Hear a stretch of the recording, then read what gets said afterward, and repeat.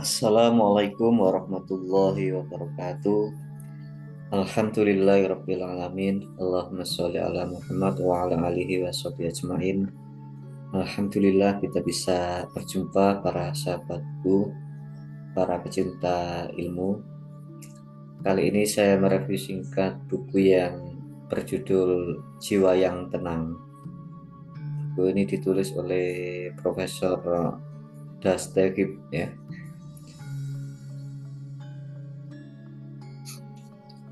Siapapun kita, kalau kita tidak merasa tenang, pasti akan dalam kondisi yang dilema, penuh gelisah, dan membuat diri kita tentunya tidak dapat bisa berkembang, bisa lebih produktif. Dan ini adalah salah satu buku yang saya kira layak untuk kita baca agar kita juga lebih dekat dengan Tuhan, dengan Allah, sehingga membuat diri kita lebih tenang dalam mengarungi hidup ini. E-book ada di deskripsi link YouTube ini ya. Silakan diklik di samping kanan judul itu ada tanda panah ya, diklik di situ nanti akan muncul. Nah, deskripsi e-book ada di situ, bisa diklik dan dibaca-baca di waktu-waktu senggang kalian ya, agar kita ya lebih bisa menambah ilmu. Bisa diunduh juga atau bisa dibaca di HP. Kita langsung lihat aja apa kira-kira konten dari buku ini. Tapi sebelumnya saya ingatkan, silakan diklik subscribe terlebih dahulu agar selalu dapat update buku-buku menarik berikutnya. Dan silakan di-share ke teman-teman yang lain agar menjadi amal jariah kita bersama dan bermanfaat bagi orang banyak. Nah, berikut adalah konten dari buku ini. Dimulai dari bab 1, ada Imam Husain ya, Jiwa yang Tenang, ini di halaman yang pertama. Peringkat akhir perjalanan menyempurna manusia. Kemudian ada berbagai kondisi atas satu jiwa. Kemudian tidak mengakui penghambaan. Ada protes al-nafsu al-amarah terhadap qadha dan qadar. Ada Allah Subhanahu wa ta'ala Maha Tahu, ya, Sang Pengatur. Ada memprotes takdir. Ada penguasaan nafsu.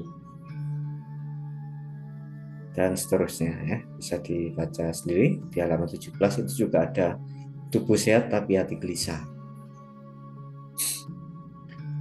Kemudian di halaman 18 itu ada penasihat batin. Ada pula ilham baik dan buruk pada jiwa. Ada juga buah ketenangan dengan Allah. Kemudian ada juga musibah itu ringan. Di bab 2 itu ada ruh dan jasad ya. Di halaman 27. Jasad wadah ruh. Mata dan telinga perantara mengetahui keagungan Tuhan. Kemudian ada keagungan Tuhan, ada aktivitas ruh melalui anggota tubuh, jasad alam wujud dan kekuasaan Allah. Kemudian ada kehendak ruh atas badan, ada contoh kekuatan jiwa yang hidup, ada ruh melaksanakan pekerjaan beberapa orang, ada pula indera materi tidak sempurna. Kemudian ada juga udara dan listrik, halaman 35 ya. Ada juga ruh abadi dengan keabadian Allah. Kemudian ada daya ingat, bukti sifat metafisik jiwa. Ada juga penyembuhan melalui pengobatan psikologis, halaman 43. Ada hukuman mati secara psikologis, ya, ini ada di halaman 46. Ada sugesti penyakit atau obat, nah ini 47. Satu perbuatan tak menghalangi perbuatan lain. Berbilangnya jendela pernafasan. Ada juga hikmah ilahi, halaman 49. Kemudian di bab 3 itu lebih jauh tentang ruh ya. Ini halaman 55. Mata hanya melihat benda, zat manusia tidak terlihat. Tanda-tanda keberadaan jiwa yang metafisik, tak butuh tempat. Tempat tidak terpisah dari wujud. Tubuh kehilangan ruh, cacat dan mati. Kemudian di halaman 60 itu hakikat jiwa tidak diketahui. Bumi tak hidangan bagi Israel. Satunya roh, satunya pencipta. Kemudian ada perbuatan roh dalam jasad. Kematian, tanda aktivitas roh. Roh dan aktivitas luar. Perbuatan roh saat tidur. Ini di halaman 66. Mimpi basah tanda lain keberadaan roh. Nah, ini halaman 67. Mimpi yang nyata dan kemampuan menakjubkan roh. Mimpi menakjubkan Raja Nadir. Di alam mimpi, Imam Ali memenggal kepala membangkang. Perhatikan diri Anda. Dan ada juga jiwa yang tenang diridhoi di sisi Allah. Ini halaman 82. Tiga jenis jiwa manusia. Ada nafsul amarah, ada kafir pada Allah, ada nafsul amarah. Dan masih banyak lagi yang lain ya, bisa dibaca sendiri. Kemudian di bab 4 itu tauhid dan jiwa yang tenang.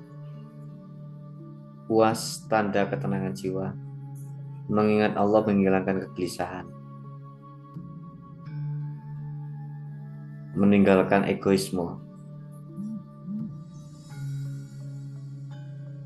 Dan masih banyak yang lain ya, bisa dibaca sendiri sampai halaman 128 ya. Tangis terakhir, alusan pada perpisahan terakhir. Kemudian di bab 5 bertambat hanya kepada Allah, halaman 131. Kemudian bergabung dengan roh-roh nan tinggi. Hajat pertama ketenangan jiwa bergantung pada sebab-sebab material.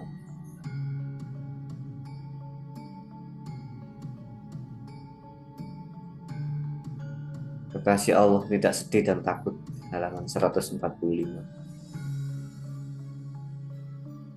Di bab ke-6 ada surga Allah ya, ini halaman 151. Bergerak sesuai kehendak Allah.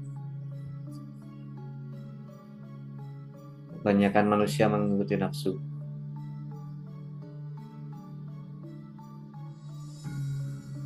Masih banyak yang lain ya subtemanya.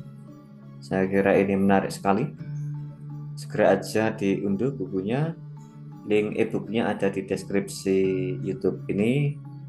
Bisa dibaca-baca di HP sesuai dengan topik atau tema yang mungkin relevan dengan diri kita. Terakhir silakan diklik subscribe. Saya doakan yang subscribe semoga rezekinya lancar, yang sakit semoga sembuh, dimudahkan semua urusan, bahagia di dunia dan akhirat. Amin amin ya rabbal alamin. Demikian kurang lebihnya mohon maaf. Assalamualaikum warahmatullahi wabarakatuh.